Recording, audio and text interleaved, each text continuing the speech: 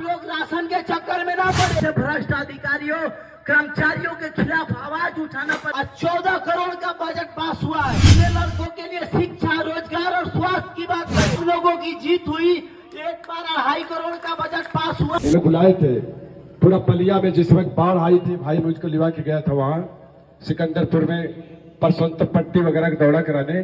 तो आज मैं चाहूंगा कि आप लोग इनका पहले जोरदार ताली बजा के स्वागत कर दीजिए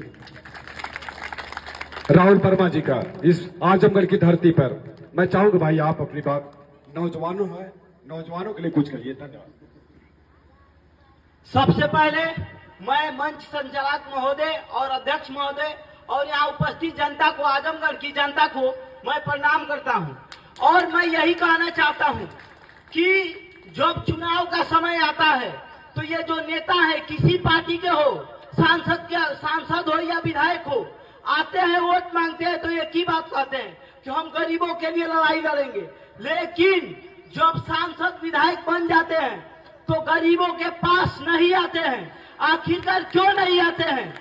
जब तक सांसद विधायक नहीं बने होते हैं तब तक कहते हैं हम आपकी लड़ाई लड़ेंगे। हमारे यहाँ एक पक्का पुल का निर्माण हो रहा था, अभी आधा अधूरा पड़ा हुआ है। उससे 3000 से अधिक बीघे से अधिक भूमि कट के नदी में समाहित हो गई। और जब हम लोग सांसद विधायक का घेराव करना शुरू किए तो लोग बोल रहे थे कि कुछ नहीं होगा। वो लोग भी, वो जो सांसद विधायक हैं, वो लोग भी बोल रहे हैं कि यहाँ नदी पे बांध नहीं बनेगा। लेकिन हम लोग 1.5 से 2 साल तक पूरी वहाँ की जनता को लेकर लड़ाई लड़ते रहे।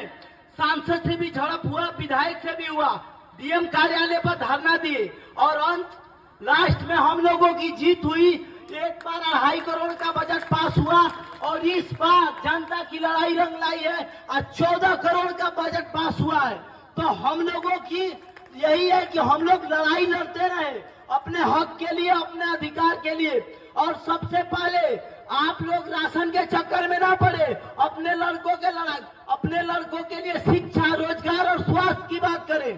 पूरे जिले में कहीं देखा जाए सरकार करोड़ों रुपए दे रही है कि स्वास्थ्य पे काम हो, लेकिन कुछ भी अगर इमरजेंसी में आपका अपने आसपास के सरकारी स्वास्थ्य केंद्र पे जाते हैं तो वहां से रिफर कर दे रहे हैं और प्राइवेट में भेज रहे हैं। आखिरकार क्यों? जो हमारे सांसद विधायक बन रहे हैं वो लोग कर क्या रहे हैं? जो शिक्षा की बात हो रही है प्राइवेट होती जा रही है। जो अमीर है अपने बच्चों को पढ़ा लेगा, लेकिन जो गरीब है वो अपने बच्चों को नहीं पढ़ाएगा। तो इसके लिए लड़िए कि सबके लिए एक समान शिक्षा मिले, नहीं तो अमीरों के बच्चे पढ़ सकते हैं और हम गरीबों के नहीं, और फिर हम गुलामी की तरफ जाएंगे। वैसे ही वो लोग तो शिक्षित हो जाएंगे, हम लोग उनकी गुलामी करना पड़ेगा। तो अपने बच्चों को पढ़ाइए। जो सांसद विधायक आ रहे हैं आपके पास वोट मांगने, तो उससे पहले पूछिए कि जो आपने वादा किया था वो पूरा किया है कि हम आपको वोट दें, और नहीं तो उनको वहां गांव से खदेड़िए और ऐसे नेता चुनिए या ऐसे नेता चुनिए जो आपकी हक की लड़ाई के लिए लड़े। आज बिजली की बात है, मिट्टी का तेल बंद कर दिए और बिजली का तार काट रहे हैं और बिना किसी कागजी कार्रवाई का।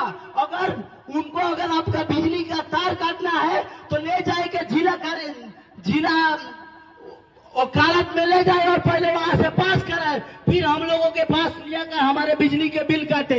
नहीं तो ऐसे कैसे काट सकते हैं बिना कागज के, बिना प्रूफ के? जो बड़े बड़े पूंजीपति हैं उनका करोड़ों रुपए का बकाया है तो उनका बिजली नहीं कट रहा है, और जो गरीब है इनका बिजली सिर्फ कट रहा है। और इसमें भी कुछ लोग जो पैसा दे रहे हैं उनका कुछ पैसा लेकर रख रहे हैं, ये जो कर्मचारी भी है। तो हमें ऐसे भ्रष्ट अधिकारियों कर्मचारियों के खिलाफ आवाज उठाना पड़ेगा। अगर हम लोग अपने हक के लिए, अपने अधिकार के लिए नहीं लड़े तो दिन पर दिन हम और भ्रष्टाचार के हाथ चल जाएंगे। पूरे अगर स्वास्थ्य की हो, शिक्षा की हो, रोजगार की हो, सड़क हो, इसके लिए जितने कार्य आ रहे हैं सबके सब भ्रष्टाचार के हाथ चल रहे हैं। और हमारे जो सांसद है, विधायक है, ये सांसद विधायक बनने के बाद हमारे ही मुद्दों को नहीं उठा रहे हैं। अगर हम लोग शिक्षित नहीं हुए, अपने बच्चों को नहीं पढ़ाए और ऐसे सांसद विधायक का घेराव नहीं किए तो ऐसे ही हमारे ऊपर दिन पर दिन दुखों का पहाड़ टूटता रहेगा। तो आप लोग जागरूक हो और अपने अधिकारों के लिए लड़ाई लड़े। धन्यवाद।